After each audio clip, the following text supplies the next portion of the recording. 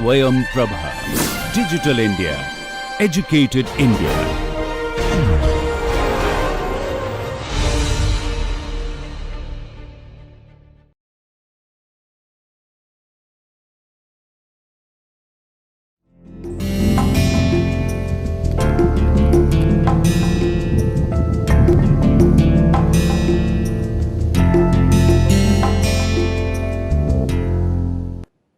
Hello and welcome to this Manufacturing Systems Technology Part 2 Module 21. We would like to now see, given this control chart and given some of the out of control points, can we really replot so that the process can show better control. So obviously the first thing that we have to understand from our discussion in the last module was that it is not, it is obvious that the measurements made are not the result of constant system of chance causes. If subgroup 1 for example, which corresponds to a R bar falling out of range, is eliminated from consideration, the R for the remaining becomes equal to 536 by 15, that is 36. So you are removing the 85 range, which is out of the upper control limit of the ranges in order to replot. Okay. So this actually gives you about 0.0036 as the new R bar, which can again be, because the subgroup size is not changing, used to calculate the upper control limit. So in this particular case the upper control limit becomes 76 if you have eliminated the out of range point, the data point which was out of range corresponding to subgroup number 1. Okay.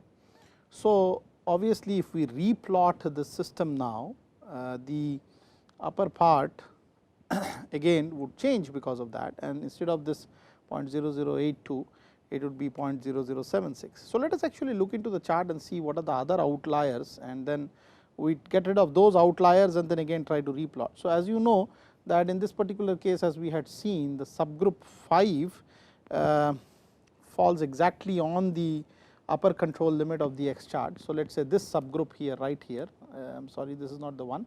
So the subgroup 5 here falls exactly on the upper control limit, and it can be rejected because this is actually a very shady situation which can just about go across the limit for a little bit of process decontrol.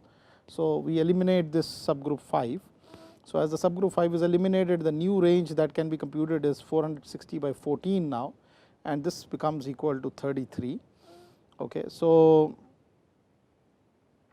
an estimate can be made of sigma from R, obviously from control table, the corresponding 5 subgroup size, the sigma and R can be related by R by D2, but D2 value is about 2.362 from the control table. So that is 0.0014 inch, that is the sigma. So if I consider this sigma, so obviously the 6 sigma is about 0.0084 inches, and that is the natural tolerance or spread of the process, and the spread may be actually compared with respect to the tolerance spread, which is the upper and lower control limits sort of taken off from each other, which happens to be 0.0041 inches in this particular case. So what I would like to do now is that just because the new range happens to be 33 by eliminating the subgroup number 5 and subgroup number 1 because of their outlier properties, and also you can actually eliminate this subgroup right here which goes out of the X chart as well. So the new limits by eliminating these 3 control points, that is subgroup 1, subgroup 5 and then subgroup 9, which actually is completely out of the domain of the control chart, we get fresh control limits. And so in our case the mean of means in this case, if we remove the X bars from all these 3 subgroups, are 0.8770. So obviously the UCL and the LCL are getting modified in the case of X chart. Similarly the range, as you can see here from the range chart, because we have completely eliminated the outliers which were there. So this particular thing, this particular range value which was on the sort of edge of the upper control limit, and this particular range value which is above the upper control limit have been eliminated. So that corresponds to a new range bar of 0.0033, and obviously you have to multiply with 2.11 to have 0.0069. So 2.11 is corresponding to subgroup size 5, is the sort of D4 value which is needed for estimating the upper control limit UCL of the range chart, okay. So which is D4 R bar, as you know. So that is how Shewart has postulated the plotting of the limits.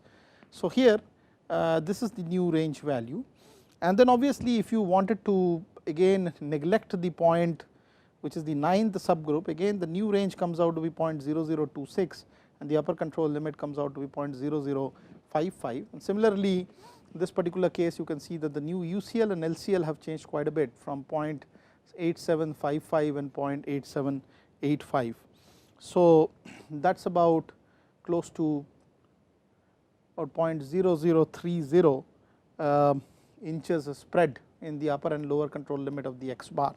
So that is how you keep on modifying and changing the control chart iteratively as the situation may be, and finally you arrive at by removing all the outliers the exact control limits, okay. And then as and when an outlier comes you have to sort of revise the control chart so that the control chart can go for the exact process health and does not really get offset because of the process rejects which are never a part of the system. Obviously if you have controlled, if you have eliminated something from the system, that should not be used as a production data, okay.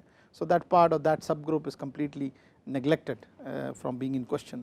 So it is evident from the process that the natural tolerance of the spread is substantially greater.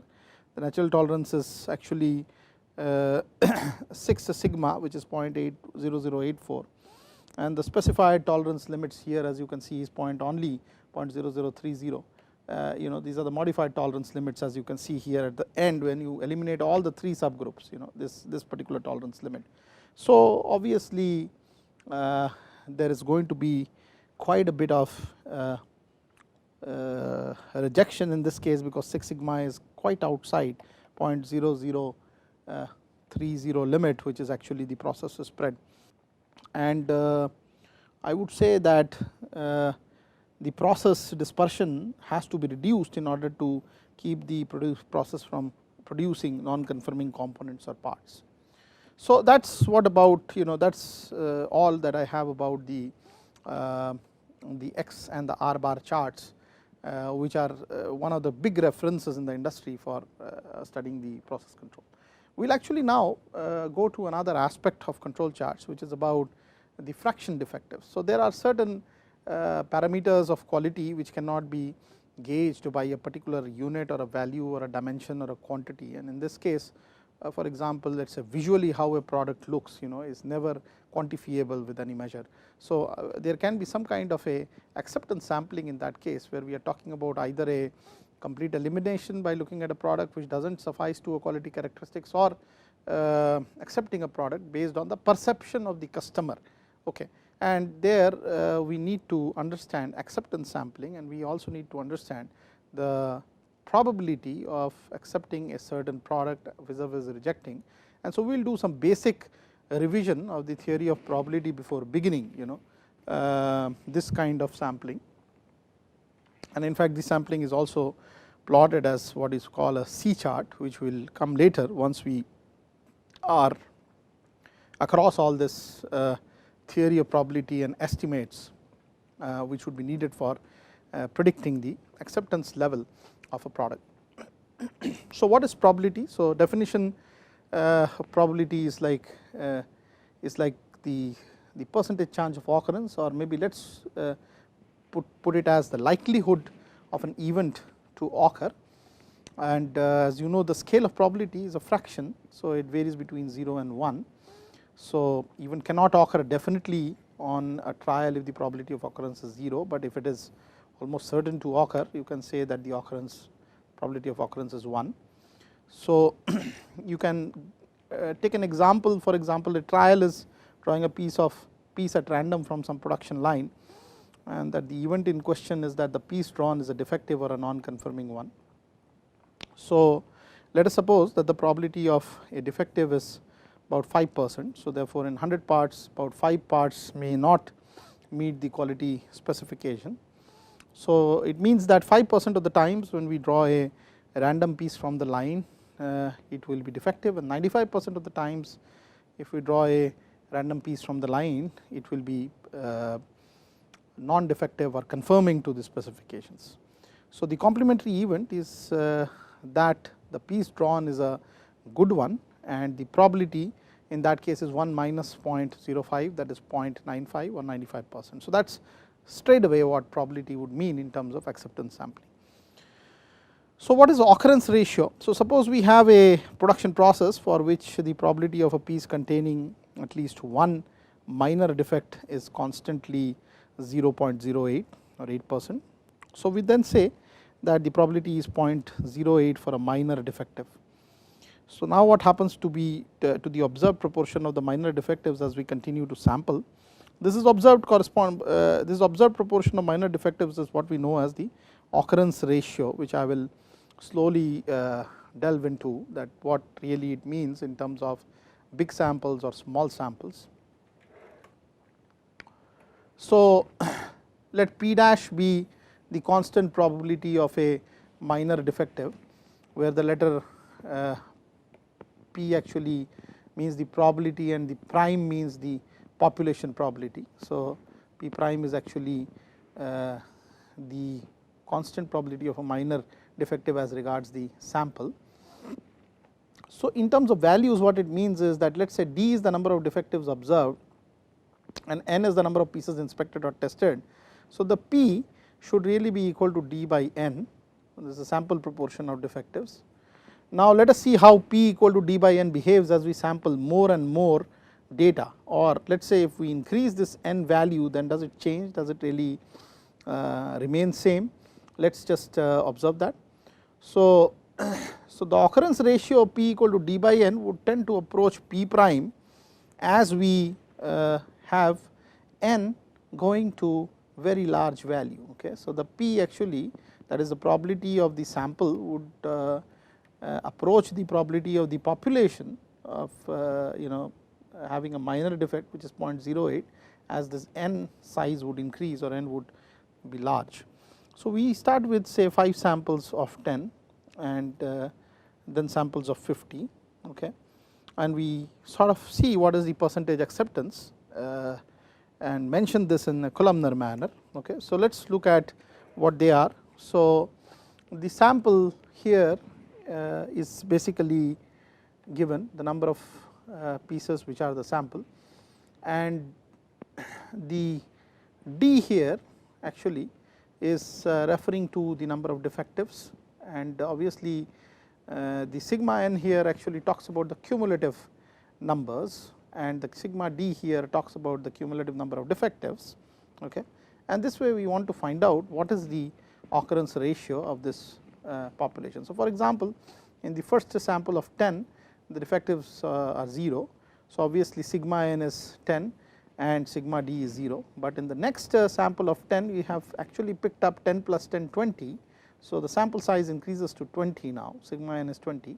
The number of defectives here is 0 plus 1. So, that is about the increase in the defective, sigma d is 1. And so, when another 10 are drawn, so the sample size would become 30 and the number of defects would become 1 plus 0, that is 2. Okay. And so, this way we are plotting, or we are trying to record all this data of the defectives in each draw or in each circumstance from the total number of samples and total defectives. So, we now calculate the occurrence ratio, which is represented by sigma d by sigma n. As you may see here that the probability of the sample P is 0.0 in first case, 0.0050 in second case, 0.0667, 0.0750, 0.0600, 0.0800, 0.0800. So, basically what you are seeing here is that as the value is increasing in size, the probability is slowly approaching the probability of the population. So, the proportion defect only tends to approach P dash 0.08, sometimes it gets closer, sometimes it backs away from p dash. Before the total sample size was 100, for example, in this particular case the occurrence ratio was below the population size of 0.08, but between 100 and 150, let us say in these two observations, the p dash was replicated in both the cases 0.8, 0.8 and thereafter above. So principle that we sort of draw from all this is that we can say that p equal to d by n is an estimate of the constant probability of population p dash. How close the estimate is will depend on the sample size n and the value of p dash and also upon some chance causes. That is how you are explaining the probability of occurrence or likelihood of a minor defect in the sample. So having said that, there are certain laws of probability that we may need to discuss here, because we will start calculating probability just in about a few minutes. So consider again the production line producing pieces with a constant probability of 0.08 of the piece being a minor or defective, and it is such that each piece is independent of the other produced. So this means that the probability of the next piece being a defective is 0.08 and the piece being a good is 0.92, irrespective of the preceding piece, whether it is a defective or a non-defective. So whenever you are drawing sequentially, that would be the probability every time or every draw you make. Obviously you may fall within the 0.292 category and you may fall within the 0.08 category. The percentage of being within the 0.292 category is much more in comparison to that within 0.08 category. So now let us suppose that we draw a sample of 2 pieces and inspect them. The outcomes are that the sample may either contain 0 defectives, that means both of them are within the 92% category, or 1 defective, 1 non-defective, or both the defectives, right. So this is what can be happening, and let us find out the probabilities of this outcome or the event. So for probability of samples containing no defectives, we must have good piece on both draws. So the probability of 2 good pieces would therefore be 0.92 times of 0.92. These are 2 successive draws which we are talking about. So it is about 0.8464. When we are talking about probability of 2 defective pieces, again 0.08, 0.08, so 0.0064, okay. And then if you are talking about 1 good piece, 1 defective piece, so whether it is the first good piece or second, it does not matter, it is basically 0.92 into 0.08 whole twice, okay. So that is about 0.1472, and so in general, so there are only 3 possible outcomes as you see here, 2 good, 1 good, or 0 good, and therefore it would be really a summation of all these probabilities. So either it is 2 good or 1 good or 0 good, and this summation, as we can see also, is actually equal to 1, this being as we calculated earlier 0.8464, this being 0.0064, this being 0.1472. So this all sums up to be 1, okay. So that is how it is. So because one of these 3 events is most certain to occur, therefore probability of 1 good can be recorded as 1 minus probability of 2 good minus probability of 0 good, and that is 0.1472. That is how the proportionation has been drawn here. So therefore probability of 1 good piece being obtained by earlier method is same as this method, and so whether you go by just laying out this logic and trying to calculate based on all this, both the answers converge to the same values, okay. So the law of probability is really sort of organized as far as the acceptance sampling in this particular manner. Now I am going to close on this module in the interest of time, but in the next module we are going to talk about several different issues of probability, like for example if there are mutually exclusive events which are going to happen, then what would be the overall probability in terms of acceptance sampling. We would also be discussing about the example of dependence and equal likelihood of some events occurring, and then again when we talk about large size distributions, how we converge all this probability distribution towards the binomial distribution to estimate what is going on in terms of chance draws when we talk about acceptance sampling. So, all those theories we will get into in the next module. Thank you.